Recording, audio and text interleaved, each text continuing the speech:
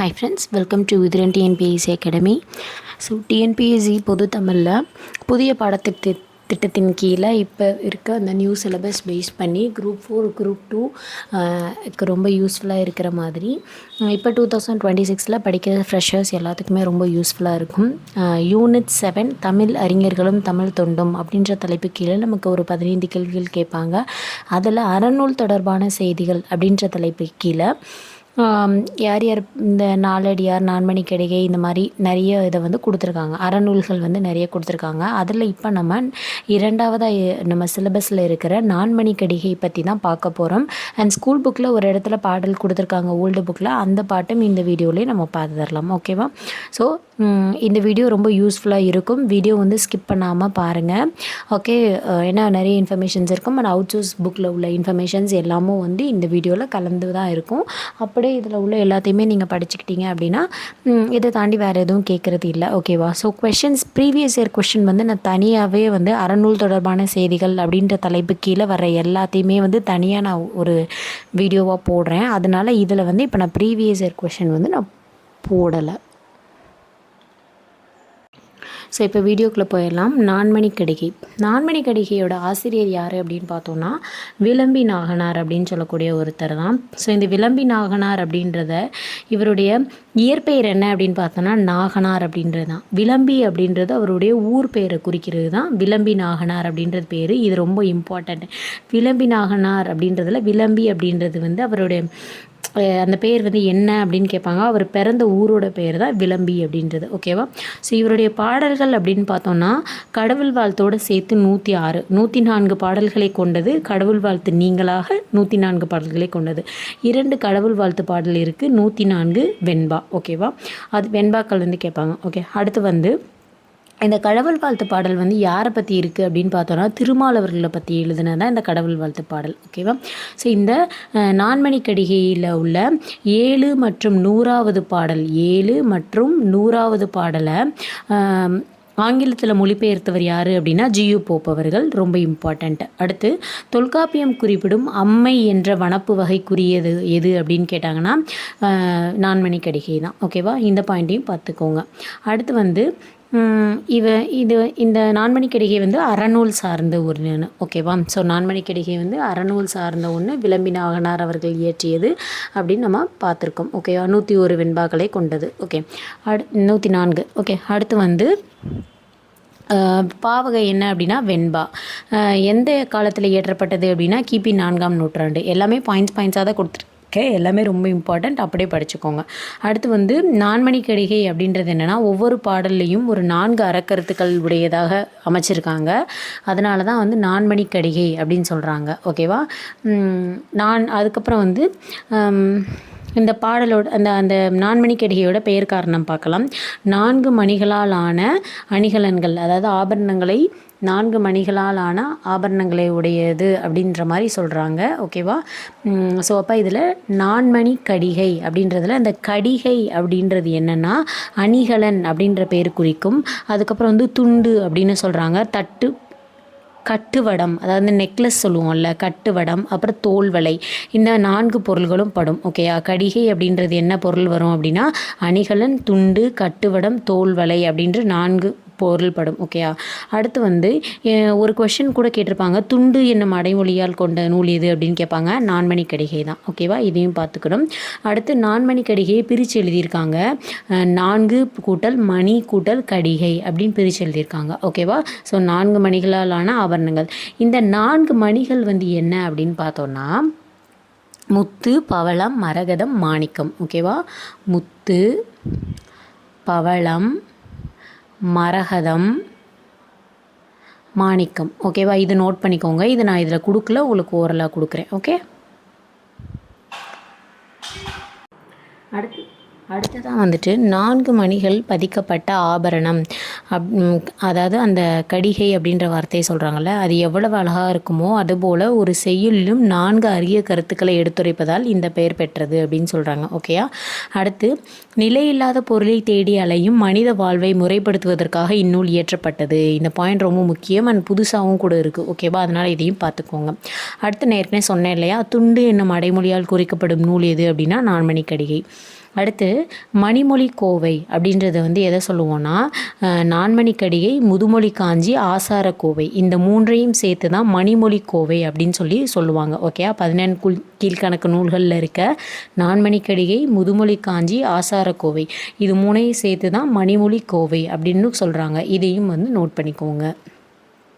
Okay, இப்போ வந்து நமக்கு இந்த நம்ம நிறைய இன்ஃபர்மேஷன்ஸ் எல்லாமே பார்த்துட்டோம். ஓகேவா, பிரித்து எழுதுறது எல்லாமே என்னென்ன கொடுத்துருந்தாங்களோ அது எல்லாமே பற்றி பார்த்தாச்சு. ஓகேவா, ஸோ அதுக்கப்புறம் பாருங்கள், இங்கே மேலே இருக்குல்ல இந்த ஆசார கோவை இருக்கு இல்லையா, அதை பாருங்கள். ஒழுக்க விதிகளை பற்றி சொல்கிறது தான் வந்து ஆசாரக்கோவை அப்படின்றது. அது வந்து 100 வெண்பாக்களால் ஆனது. அதோட ஆசிரியர் யார் அப்படின்னு பார்த்தோன்னா பெருவாயின் முள்ளியார் அப்படின்றவர். ஓகேவா, அடுத்து முதுமொழி காஞ்சி அப்படின்றதும் வந்து 100 வெண்பாக்களை உடைய ஒரு நூல் தான். அதோடைய ஆசிரியர் யார் அப்படின்னா புலத்துறை முற்றிய கூடலூர் கிரார் அப்படின்றவர் தான் அதோடைய ஆசிரியர். ஓகேவா, இதை எக்ஸ்ட்ரா பாயிண்ட்ஸ் நோட் பண்ணிக்கோங்க. இப்போது நமக்கு ஸ்கூல் புக்கில் 6th standard old book term 1 வந்து கொடுத்துருக்காங்க. ஓகேவா, அந்த பாட்டு வந்து பாருங்கள். இதில் கொடுத்துருக்கனால அந்த பாட்டை வந்து அப்படியே எடுத்துடுது. மனைக்கு விளக்கம் மடவார் மடவார் தனக்கு தகைசால் புதல்வர் மணக்கினிய காதல் புலவர்க்கு கல்வியே கல்விக்கும் ஓதின் புகழ்சால் உணர்வு. பாட்டு ரொம்ப முக்கியம்.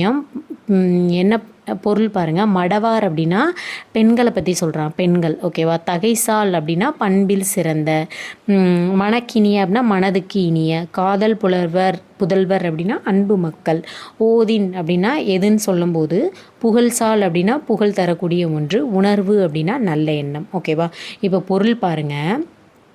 ஒரு குடும்பத்துக்கு விளக்காக இருக்கிறது பெண் தான். ஓகேவா, அதை தான் சொல்கிறாங்க. மனைக்கு விளக்காம் மடவார், மடவார்னா பெண்கள் அப்படின்னு சொல்கிறோமா. அப்போ ஒரு மனைனா வீடு, ஒரு வீட்டுக்கு விளக்காக இருக்கிறது யார்? பெண்ணு. அப்பெண்ணுக்கு விளக்கினை போன்றவர்கள் அவள் பெற்ற பண்பில் சிறந்த பிள்ளைகள். ஓகேவா, அவளுக்கு தகைசால் புதல்வர் அப்படின்னா அவருடைய பிள்ளைங்க. அவளுக்கு புகழாக இருக்கிறது யார்? தகைசால்னா என்னது? பண்பில் சிறந்த. ஓகேவா, அப்போ அவளுக்கு பண்பில் சிறந்ததாக இருக்கிறது யார்? அவருடைய புதல்வர் அப்படின்னா பிள்ளைங்களை தான். ஓகேயா, அடுத்து பிள்ளைங்களை சொல்கிறாங்க. மனதிற்கினிய அன்புமிக்க அப்பிள்ளைகளுக்கு விளக்கினை போன்றது கல்வி. அந்த குழந்தைங்களுக்கு, அவங்களுடைய புதல்வர்களுக்கு, மனதிற்கினிய அந்த புதல்வர்களுக்கு இனிமையாக இருக்கிறது முக்கியமானது எது அப்படின்னா கல்வியே கல்விக்கும் ஓதின் புகழ்சால் உணர்வு. அக்கல்விக்கு விளக்காக விளங்குவது எதுவென்றால் அவர்களிடம் நல்ல எண்ணங்களே. ஓகேயா, அப்போ உணர்வு அப்படின்னா நல்ல எண்ணங்கள். அவங்களுக்கு முக்கியமாக இருக்கிறது எது? நல்ல எண்ணங்கள். ஓகேவா, ஸோ ஒரு வீட்டுக்கு விளக்காக இருக்கிறது பெண்ணு தான். பெண்ணுக்கு முக்கியம் அவங்களுடைய குழந்தைங்க தான். அவங்க குழந்தைங்களுக்கு முக்கியம் கல்வி தான் வந்து அந்த குழந்தைங்களுக்கு ஒரு நல்ல எண்ணத்தை உண்டு பண்ணும் அப்படின்னு சொல்லியிருக்காங்க. இதுதான் இந்த பாடலோட கருத்து. ஓகேவா, சொல்லும் பொருளும் புக்கில் உள்ளது அப்படியே எடுத்தாச்சு, பாடலின் பொருளும் புக்கில் உள்ளது கொடுத்தாச்சு. ஓகேவா, அடுத்து இன்னொரு பாடல் ஒன்று இருக்குது. இது வந்து ஸ்கூல் புக்கில் இல்லை, இருந்தாலும் பார்த்துக்கலாம். கல்வம் என்பார்க்கும் துயில் இல்லை, காதலி மாட்டு உள்ளம் வைப்பார்க்கு துயில் இல்லை. புக்கில் இருக்குது. ஒன்பொருள் செய்வம் என்பார்க்கு துயில் இல்லை, அப்பொருள் காப்பார்க்கு இல்லை துயில். ஓகே, ஸோ என்ன? கல்வர் அப்படின்னா துயில்னா தூக்கம். ஓகே, அதாவது களவாடுறவங்க சொல்லுவோம்ல, அவங்களுக்கு வந்து தூக்கம் இருக்காது. தலைவியை விரும்பும் தலைமகனுக்கும் தூக்கம் இல்லை. காதலி மாட்டு உள்ளம் வைப்பார்க்கும் துயில் இல்லை. காதலி அப்படின்னா தலைவன் தலைவியை சொல்கிறாங்க, அவங்களுக்கும் தூக்கம் இல்லை. செல்வத்தை ஈட்டுபவனுக்கும் தூக்கம் இல்லை.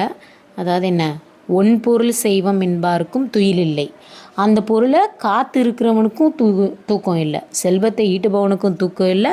அந்த செல்வத்தை திருடு போகாமல் காப்பவனுக்கும் தூக்கம் இல்லை. ஓகேவா, அப்போ என்ன அப்படின்னா அடுத்தவங்க பொருள் மேலே, எந்த ஒரு நிலை இல்லாத பொருள் மேலேயும் வந்து நம்ம விருப்பம் இல்லாமல் நம்மளுடைய பொருளை வச்சு நம்மளை தேடி வர்றதை தான் நம்ம வந்து அடைஞ்சிக்கணும்.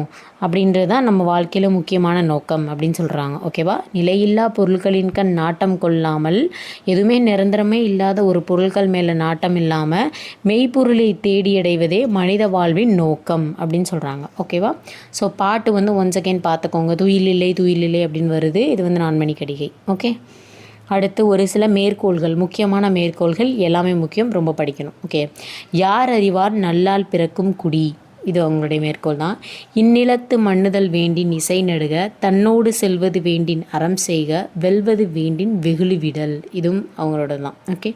இளமை பருவத்து கல்லாமை குற்றம், வளமினா போல்தத்து வல்லன்மை குற்றம், கிளைஞரில் போல்தீர் சினம் குற்றம், குற்றம் தமரல்லார் கையகத்து உண். ஓகே.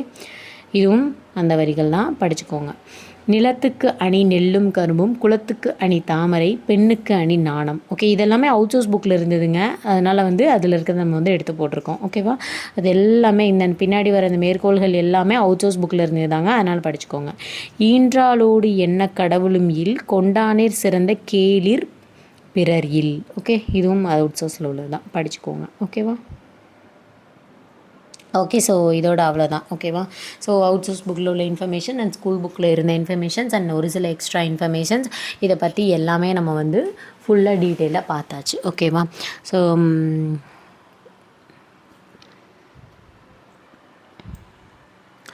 வேறு எதுவும் வந்து இதில் வந்து இல்லை. ஓகேவா.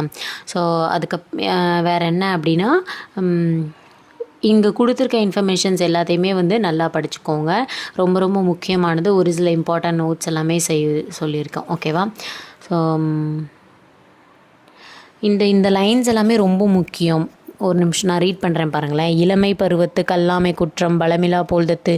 இந்த லைன்ஸ் ரொம்ப இம்பார்ட்டண்ட். ஓகே. ஏன்னா கேட்டிருக்காங்க. அதுக்கப்புறம் வந்து அல்லவை செய்வாருக்கு அறம் கூற்றம், நிலத்து அணியன்ப நெல்லும் கரும்பும். இந்த பாடல்லாம் ரொம்ப முக்கியம். ஓகேவா. நிலத்துக்கு அணியன்ப நெல்லும் கரும்பும் இதெல்லாம் முக்கியம். அதனால் நல்லா பார்த்துக்கோங்க. ஓகேவா. ஸோ இதை தாண்டி வேறு எதுவும் இல்லை. அவ்வளோதான். இதில் உள்ள இன்ஃபர்மேஷன்ஸ் எல்லாமே அவ்வளோதான். ரொம்பவே யூஸ்ஃபுல்லாக இருக்கும் அப்படின்னு நினைக்கிறேன். இதே மாதிரி அடுத்த ஒரு வீடியோவில் பார்க்கலாம். அண்ட் ப்ரீவியஸ் இயர் கொஸ்டின் நான் தனியாகவே எல்லாமே போடுறேன். அதுவும் கண்டிப்பாக நீங்கள் படிக்கலாம். ஓகேவா. ஸோ ரொம்ப யூஸ்ஃபுல்லாக இருக்கும்னு நினைக்கிறேன். அடுத்த ஒரு வீடியோவில் பார்க்கலாம். சேனலை மறக்காமல் சப்ஸ்கிரைப் பண்ணிக்கோங்க. உங்கள் ஃப்ரெண்ட்ஸுக்கு ஷேர் பண்ணுங்கள். அவங்களுக்கும் ரொம்பவே யூஸ்ஃபுல்லாக இருக்கும். தேங்க்யூ.